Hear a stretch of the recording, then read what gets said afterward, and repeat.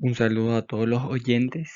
A continuación estaremos presentando la clase de tumores malignos de nariz y senos paranasales. Esta clase fue elaborada en conjunto con el doctor Sergio Núñez y quien les habla Cristian Chávez, bajo la tutoría del doctor José Ortiz. A modo de introducción, cabe destacar que en general los tumores de senos paranasales revisten una elevada gravedad, no solo por la naturaleza histopatológica, sino porque generalmente se diagnostican en fases avanzadas o muy avanzada de exteriorización al desbordar el seno y por lo tanto tienen un volumen muy considerable en el momento del diagnóstico. Generalidades. Los tumores de la cavidad nasal y de los senos paranasales se consideran poco frecuentes. Constituyen menos de 1% de todas las neoplasias malignas, 3% de todas las neoplasias que afectan las vías respiratorias y digestivas. La incidencia en hombres y mujeres es similar, aparece más frecuentemente entre la edad comprendida entre los 50 y 70 años. En cuanto a la localización, el sitio más habitual es el seno maxilar, 55%, seguido en frecuencia por la cavidad nasal, 23%, el seno etmoidal, el seno esfenoidal y el seno frontal en menor frecuencia. Más del 80% de las neoplasias que surgen en esta región son de origen epitelial y el resto surge del cartílago óseo y de tejidos blandos. Aproximadamente el 25% de todos los tumores nasosinusales son benignos. El carcinoma de células escamosas es el tumor maligno más común, seguido de los carcinomas de origen en glándulas salivales menores, como adenocarcinomas, carcinoma adenoide quístico y carcinoma mucoepidermoide, melanoma y esthesioneuroblastomas.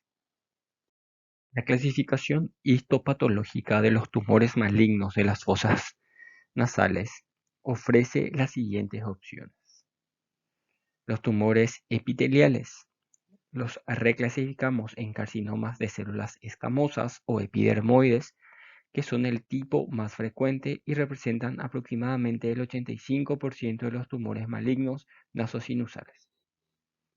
Los carcinomas de células no escamosas, generalmente de origen glandular, tenemos el adenocarcinoma, el carcinoma adenoide quístico, entre otros.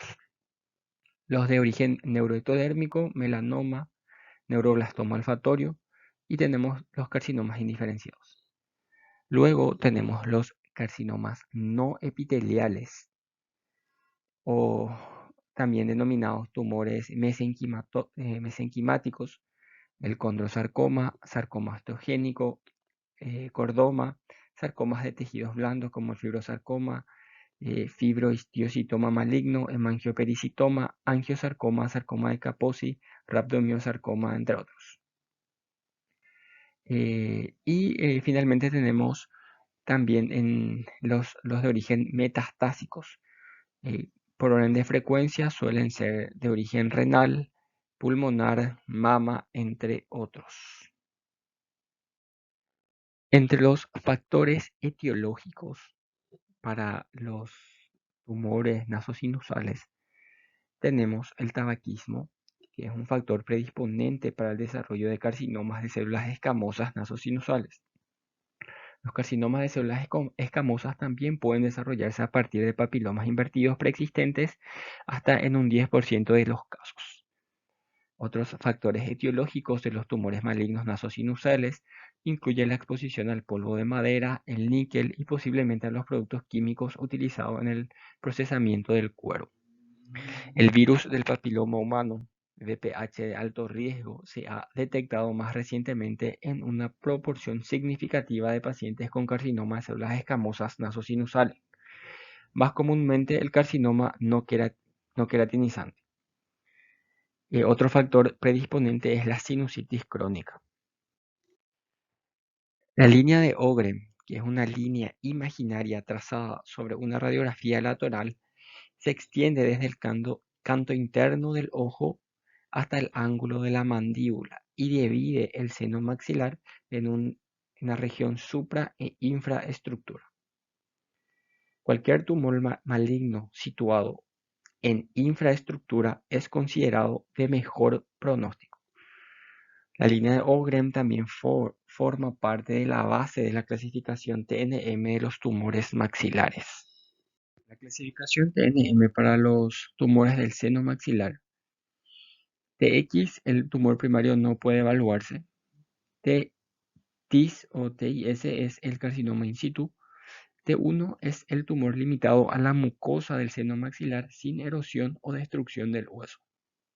T2, el tumor causa erosión o destrucción ósea, incluida la extensión al paladar duro y o meato nasal medio, excepto la extensión a la pared posterior del seno maxilar y a las placas o apófisis pterigoideas.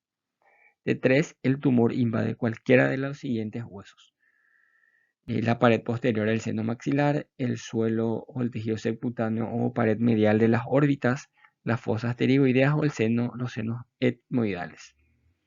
El T4 puede ser otra vez local, moderadamente avanzado y muy avanzado. T4A es una enfermedad local moderadamente avanzada. El tumor invade al contenido orbitario anterior, la piel de la mejilla, las placas pterigoideas, la fosa infratemporal, la placa cribosa, los senos esfenoidales o frontales. T4B es la enfermedad local muy avanzada. El tumor invade cualquiera de los siguientes. La órbita, la dura madre, el cerebro, la fosa craneal media, nervios craneales, entre otros. Para los tumores ubicados en la cavidad nasal o los senos etmoidales, la definición del T de la clasificación TNM varía en algunos aspectos. Para el propósito de la estadificación, el complejo nasoetmoidal se subdivide en dos sitios: la cavidad nasal y el seno etmoidal.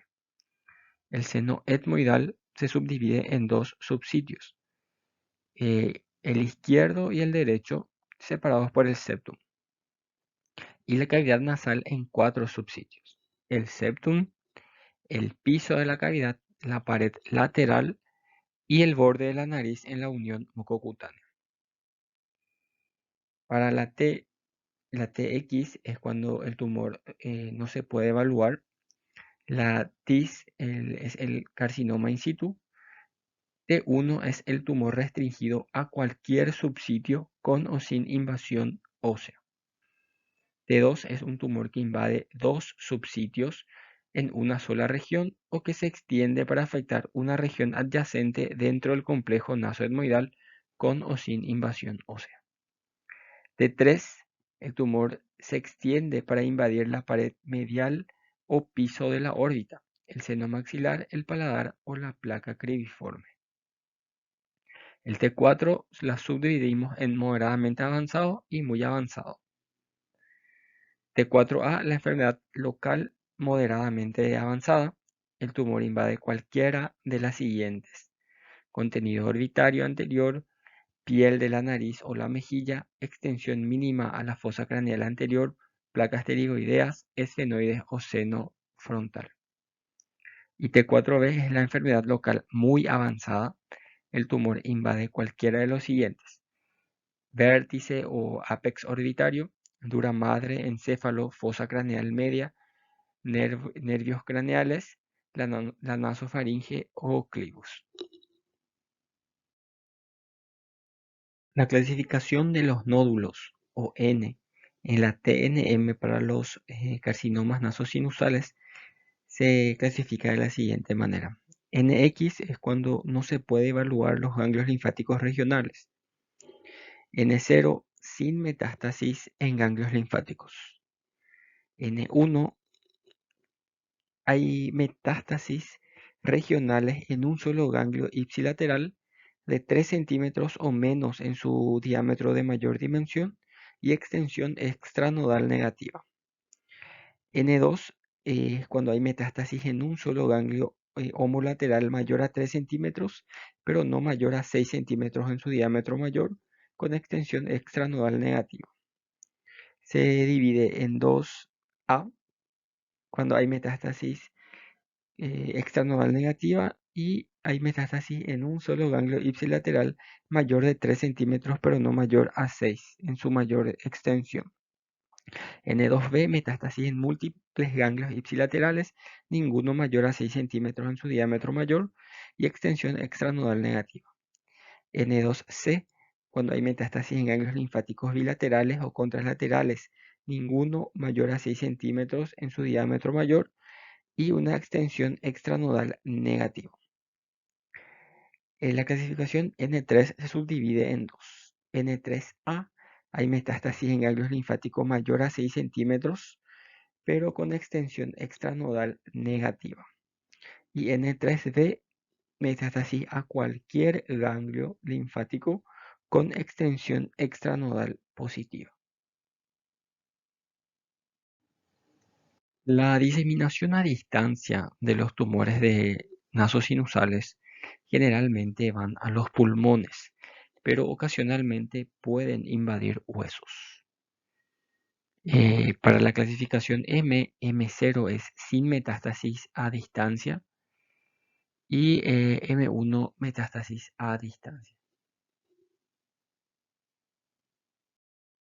La valoración del paciente persigue los siguientes objetivos: realizar el diagnóstico, determinar la extensión de la enfermedad y establecer un plan de tratamiento, para lo cual se deben llevar a cabo los siguientes pasos: una correcta y adecuada anamnesis y examen físico, estudios de imagen y la toma de biopsia.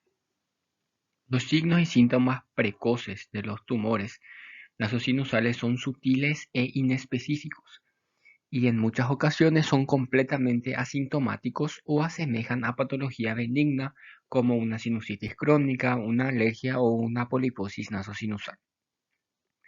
Los síntomas más habituales son la obstrucción nasal, la presión o dolor a nivel de los senos paranasales, la rinorrea, epistaxis y la anosmia. La no desaparición de estos síntomas con el tratamiento adecuado o la presencia de síntomas y signos unilaterales debe alentarnos sobre una posible malignidad. En estos casos deben realizarse pruebas de imagen. La clínica específica de cada tipo de tumor se describirá a continuación, teniendo en cuenta que muchos síntomas pueden superponer independientemente del origen del tumor. La vía más frecuente de diseminación es la extensión directa y muchas veces es esa extensión local la que desencadena los síntomas que hacen que el paciente consulte. Los tumores de fosas nasales.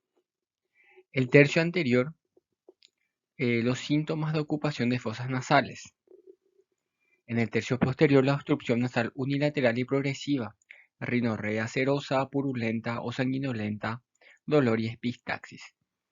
Las complicaciones pueden ser una sinusitis, mucosele o anosmia por obstrucción del drenaje de los senos, epífera por compresión o invasión de los puntos lagrimales, otitis serosa unilateral por invasión de la coana y OCAP. Los tumores del seno maxilar generalmente son asintomáticos durante el crecimiento dentro del seno. La obstrucción nasal unilateral, la anosmia, la epistaxis y deformidad de la pirámide nasal pueden ser signos que indiquen una patología maligna. La sinusitis aguda que no evoluciona bien con tratamiento adecuado, clínica derivada de la extensión local de tumor como edema y tumefacción malar por extensión anterior al invadir los tejidos blandos de la mejilla, proptosis, diplopía y edema palpebral, ya que por extensión superior invade la órbita. Úlceras o masas en mucosas, alteraciones dentarias por extensión inferior a la cavidad oral, anestesia, parestesia y dolor en territorio maxilar y mandibular por afección del quinto par craneal. Al extenderse hacia posterior, puede producir dolor de tipo neuropático por afección de los troncos nerviosos trigeminales en la fosa infratemporal. Trismus por afección de la apófisis y músculos tiroideos, cefaleas, crisis comiciales, alteración de la conducta, etc., por invasión de la fosa craneal media a través del agujero redondo mayor o atravesando el etmoides posterior, esfenoides o rinofaringeo. También puede extenderse a través de las otras fisuras y orificios craneales, posteriormente a través del canal vidiano o a la porción petrosa del hueso temporal o inferiormente a la cavidad oral por el foramen esfenopalatino. Los tumores de senos etmoidales producen dolor por afectación de las ramas nasales del nervio oftálmico, epífora sanguinolenta, ensanchamiento de la raíz nasal, edema del reborde orbitario. La clínica central por extensión superior hacia la lámina cribiforme, afectación del nervio óptico y del canal carotídeo por extensión posterior. Los tumores del seno frontal producen cefalea, síntomas centrales al diseminar posteriormente hacia los lóbulos frontales, síntomas de ocupación de las fosas nasales al extenderse a la cavidad nasal o a través del ducto nasofrontal.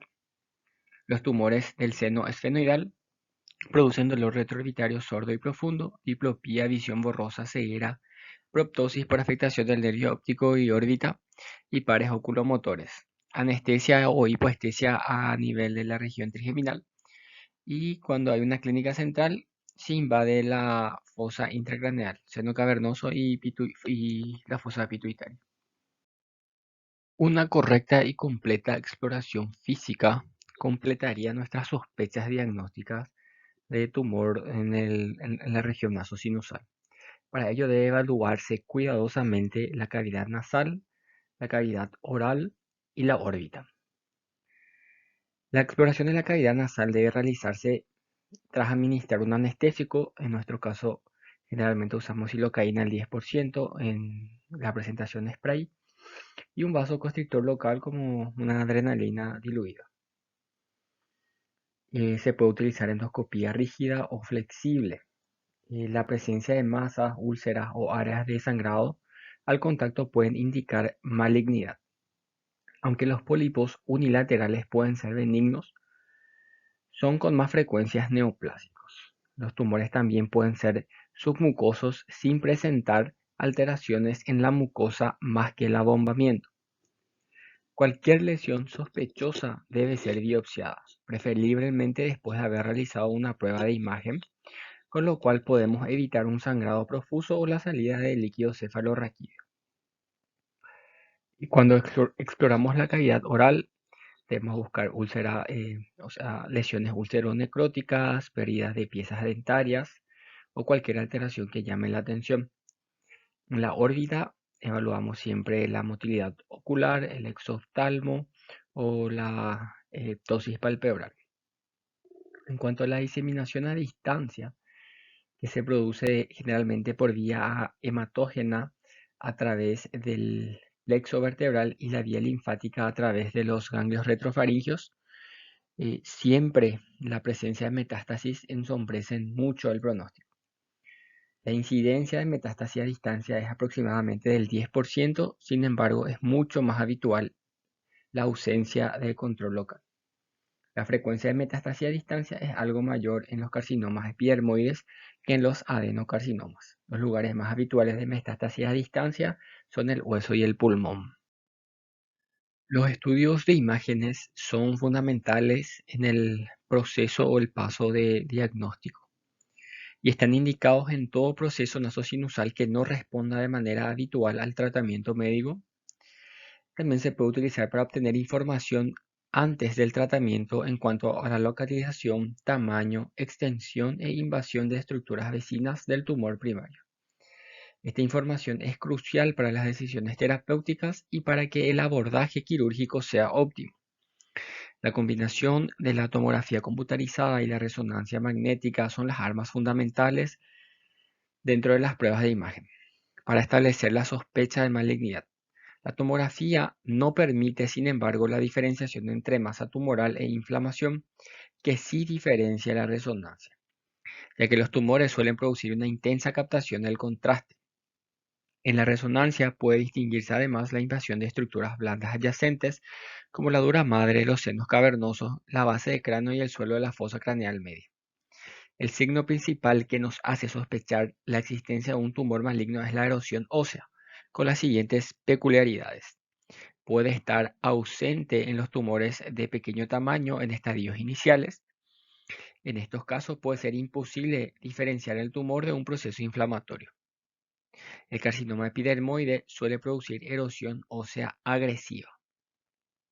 El carcinoma metastásico, los sarcomas y algunos linfomas producen erosión ósea con menor frecuencia. Tienden a remodelar el hueso en vez de destruirlo de forma agresiva. La angiografía está indicada en tumores vasculares, no solo para establecer la extensión tumoral, sino que también permite la embolización selectiva del tumor, lo cual reduce el sangrado intraoperatorio facilitando la resección quirúrgica. El estudio anatomopatológico hace el diagnóstico definitivo de malignidad de los tumores nasosinusales, por lo que es necesaria la biopsia para obtención de tejido para estudio histológico. No solo confirma el diagnóstico, sino que establece cuál es el tipo de tumor, estableciendo así la elección de la mejor opción terapéutica.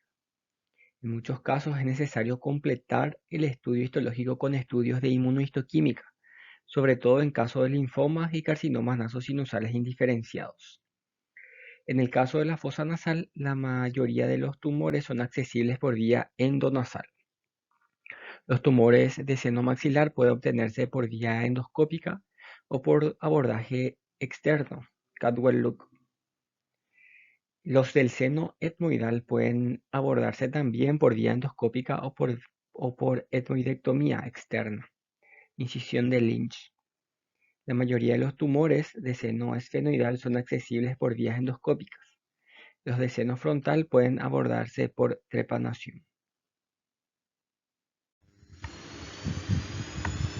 La resección quirúrgica, sola o combinada con terapia complementaria, sigue siendo el pilar fundamental del tratamiento de los tumores malignos del tracto nasosinusal. La cirugía está indicada siempre que haya adecuada evidencia de que el tumor es resecable, en su totalidad, con una morbilidad aceptable. El desarrollo de los abordajes craneofaciales ha ampliado las indicaciones a los tumores que se extienden a la base del cráneo e incluso a los que tienen extensión intracraneal. La cirugía puede estar contraindicada en caso de metástasis a distancia, afectación intracraneal extensa, extensión bilateral al seno cavernoso o afectación a ambas órbitas. No obstante, en casos concretos la cirugía puede tener una intención paliativa incluso en presencia de tumores muy extensos. Los recientes avances en el campo de la cirugía endoscópica endonasal han permitido disminuir la morbilidad de los abordajes abiertos tradicionales, mejorando o al menos igualando los resultados oncológicos y funcionales que hemos visto en estos procedimientos en el manejo de tumores malignos de senos paranasales y base de cráneo. El manejo oncológico de estas patologías complejas se beneficia de un abordaje multidisciplinario, en donde la decisión quirúrgica se basa en el estadio del tumor, localización, histología y relación con estructuras vecinas. La adecuada y cuidadosa selección de pacientes para este tipo de técnicas es esencial para lograr los resultados exitosos. La experiencia adquirida con cirugía endonasal asistida con endoscopios en el tratamiento de enfermedades inflamatorias y de tumores benignos de fosas nasales y senos paranasales permitió extender las indicaciones de esta técnica quirúrgica para tratar oncológicamente tumores malignos de cavidad nasal y senos paranasales en pacientes seleccionados con mínima morbilidad y con resultados similares a otros abordajes externos convencionales. Antes de la capacitación en cirugía endonasal con endoscopios, muchas de estas neoplasias fueron tratadas mediante abordajes externos con diferentes tipos de osteotomías. Las cicatrices faciales y la alteración de los centros de crecimiento óseos en niños eran problemas frecuentes. El tratamiento endoscópico de tumores benignos, como el papiloma invertido, es una alternativa al abordaje externo. Se puede realizar una maxilectomía medial endoscópica con tasas de recurrencia similares a las vías paralateronasal y sublabial. Resecciones no nasales con endoscopios de otros pseudotumores y neoplasias benignas han sido descritas en la literatura, como por ejemplo mucoceles, enfaloceles, bronquiomas, etc. El abordaje transnasal directo al seno esfenoidal también permitió ampliar las indicaciones de esta técnica para tratar en conjunto con el neurocirujano tumores en región paranasales y el trabajo en equipo con neurocirujanos en cirugía craneofacial. han posibilitado que algunos tumores malignos seleccionados puedan ser resecados con márgenes adecuados, similares a los obtenidos con procedimientos tradicionales. Las ventajas son menor morbilidad, breve internación y en algunos casos mejor visión por la magnificación y los diferentes ángulos que permite obtener las endocámaras y los endoscopios de campo operatorio. Algunos autores mencionan como desventaja del abordaje endoscópico la necesidad de disponer de equipamientos costosos para poder operar, como navegadores y microdebridadores. Si bien estos equipos pueden incrementar la precisión y la seguridad de la cirugía, los pacientes en esta serie fueron operados con endoscopios de 30 y 45 grados y con el instrumental convencional para cirugía endoscópica. A pesar de lo expuesto anteriormente, el tratamiento nasal con endoscopios de las neoplasias malignas de los senos paranasales es controvertido. La técnica endoscópica requiere en general, en su etapa inicial, la resección del volumen de tumor con pinzas o microdebridador para poder visualizar el o los sectores de contacto de la neoplasia con el hueso y poder resecar este donde sea posible, o disecar la lesión en un plano subperióstico, fresando el hueso en contacto con el tumor, o en contacto con el tumor. Esto es fuertemente condenado por los principios de la cirugía oncológica de cabeza y cuello, a pesar de que en muchos abordajes externos y craneofaciales es difícil hacer una resección en bloque y se debe resecar la pieza por partes. La resección de tumor debe tener márgenes adecuados, por eso la radicalidad de la resección debe ser manejada por múltiples biopsias intraoperatorias. La indicación de cirugía endoscópica oncológica debe estar restringida a pacientes muy seleccionados y los márgenes de la resección deben ser similares a los obtenidos con las técnicas convencionales por vía externa. El concepto debe ser: el endoscopio cambia la vía de abordaje, pero no la radicalidad de la cirugía oncológica. Las contraindicaciones de la cirugía endoscópica sola para resecar tumores malignos son: invasión extensa a la base del cráneo, con infiltración dural y o cerebral, invasión del globo ocular, extensión masiva al seno frontal, compromiso de la fosa pterigo-palatino infratemporal, extensión de los tejidos blandos premaxilares y erosión ósea de las paredes lateral, inferior, anterior y superior del seno maxilar. La invasión de la lámina cribosa no es una contraindicación para el abordaje endoscópico. Si la erosión no es extensa, algunos autores hacen la resección solamente con el endoscopio y reconstruyen el defecto óseo en el mismo tiempo quirúrgico. En el paciente tratado por un melanoma de etmoides, se resecó la lámina cribosa y la dura madre, que estaba invadida, y se reconstruyó con éxito la base del cráneo con injertos libres. Según Stamberger, en esthesioneuroblastomas, la resección endoscópica del tumor y el tratamiento postoperatorio con radioterapia estereotáxica evitaría la necesidad de una craneotomía anterior. En ese estudio fueron tratados 6 pacientes solamente y el seguimiento fue breve. Ahora pasaremos a hablar sobre el abordaje quirúrgico abierto, rinotomía y la maxilectomía. La resección quirúrgica sigue siendo el tratamiento inicial de elección para casi todos los tumores de la cavidad nasal y los senos paranasales. Las diversas incisiones quirúrgicas y sus posibles extensiones podemos observar en esta figura. La primera imagen es una incisión para una rinotomía lateral. Después tenemos la incisión de Weber y Ferguson, que es la incisión para la resección de tumores del maxilar. Por desgracia, sin embargo, estéticamente desfavorable y producen con frecuencia una cicatriz inaceptable con distorsión del contorno y la expresión de la cara. Y sus demás variaciones, la incisión de Weber-Ferguson con extensión de Lynch en la tercera imagen, en la cuarta la incisión de Weber-Ferguson con extensión subciliar lateral y por último la que tiene extensión subciliar y supraciliar. Estas modificaciones conservan el aspecto y las expresiones faciales y literalmente convierten la incisión en más aceptable estéticamente.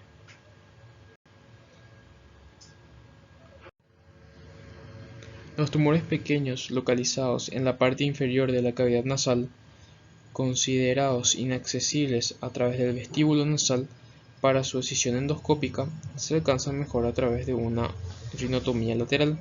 La técnica quirúrgica causa una deformidad funcional y estética mínima y proporciona una exposición excelente de la parte inferior de la cavidad nasal y el tabique nasal. Los tumores que se tratan mejor a través de esta vía son los papilomas epidermoides, los papilomas invertidos y las neoplasias malignas con extensión limitada que surgen del tabique o la parte inferior de la pared lateral e inferior de la cavidad nasal.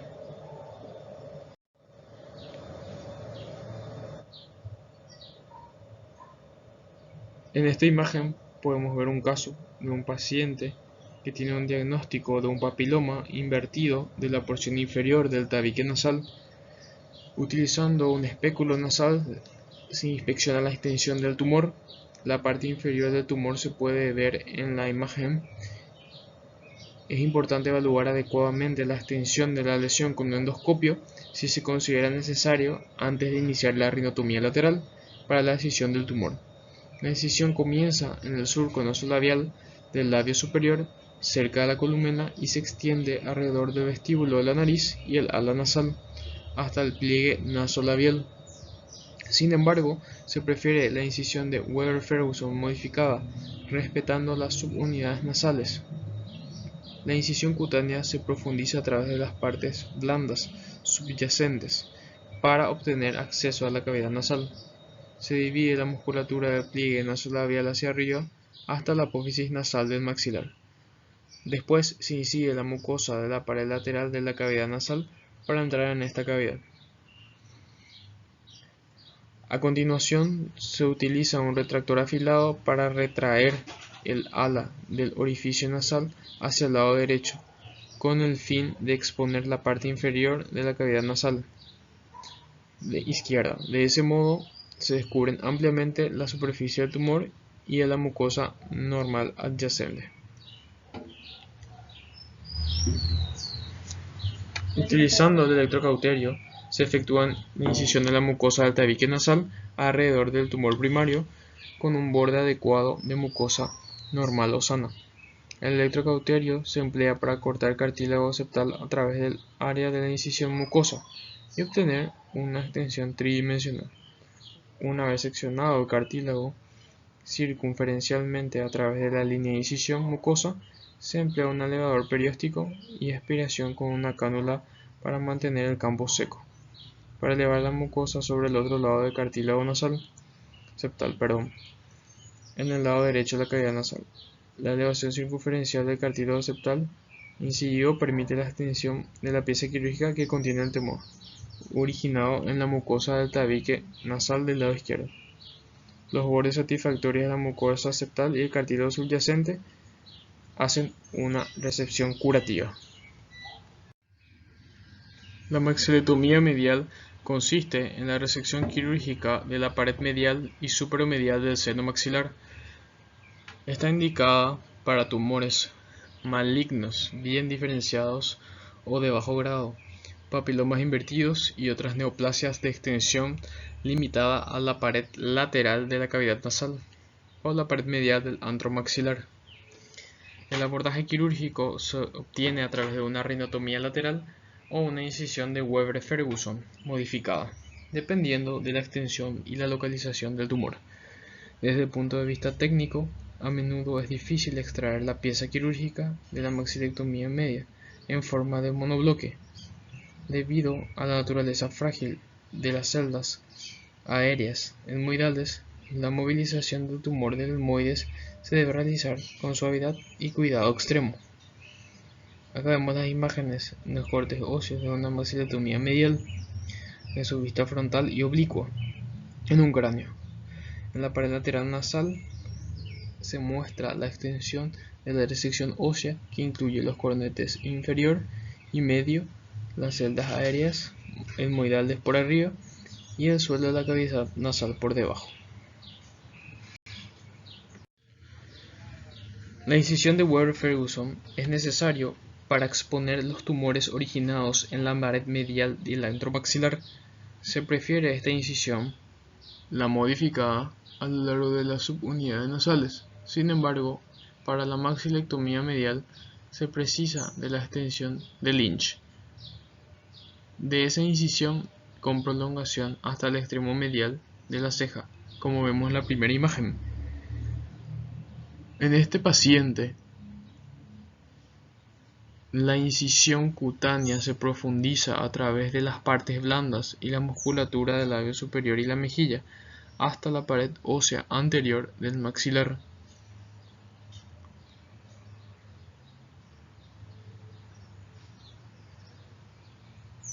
El nervio infraorbitario cerca del borde de la órbita se conserva cuidadosamente mientras se eleva el colgajo a la mejilla.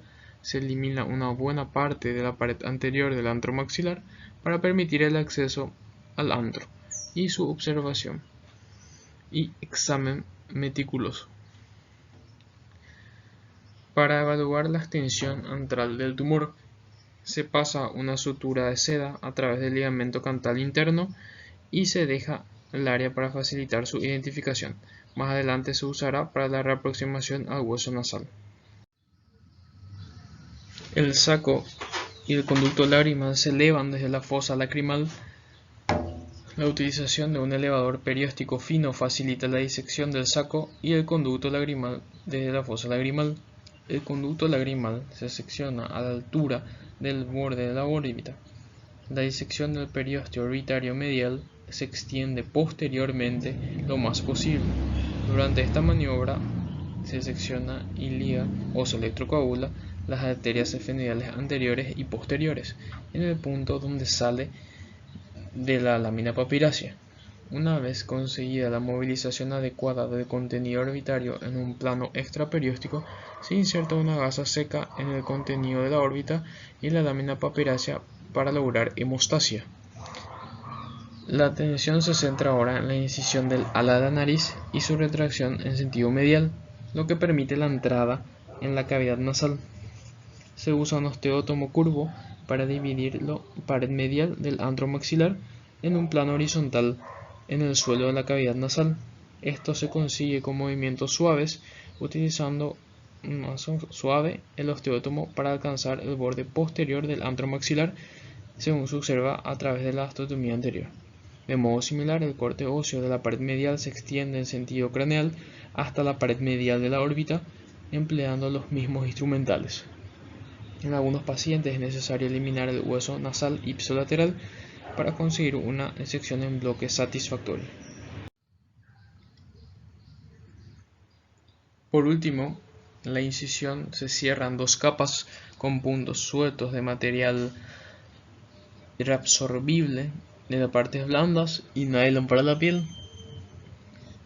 Aquí vemos abajo en la imagen lateral la pieza quirúrgica que muestra la pared medial del antro maxilar con un tumor polipoide que ocupaba el seno maxilar. Obsérvese la mucosa normal del resto de la pared medial del maxilar. También hay una pista medial de la pieza quirúrgica mostrando la pequeña parte del tumor que estaba presente en la cavidad nasal. También el aspecto postoperatorio de esta paciente presenta una buena cicatrización y una ausencia prácticamente de anormalidad estética o funcional. El globo ocular está bien alineado con el otro lado y la paciente presenta una visión binocular.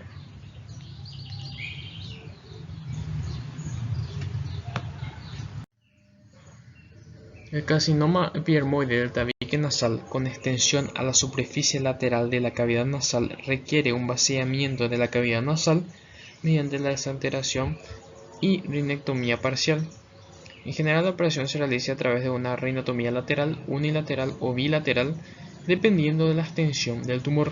Sin embargo, cuando la piel subyacente está afectada por el tumor, es necesario la rinectomía parcial, además del vaciamiento para conseguir la escisión del tumor en un solo bloque.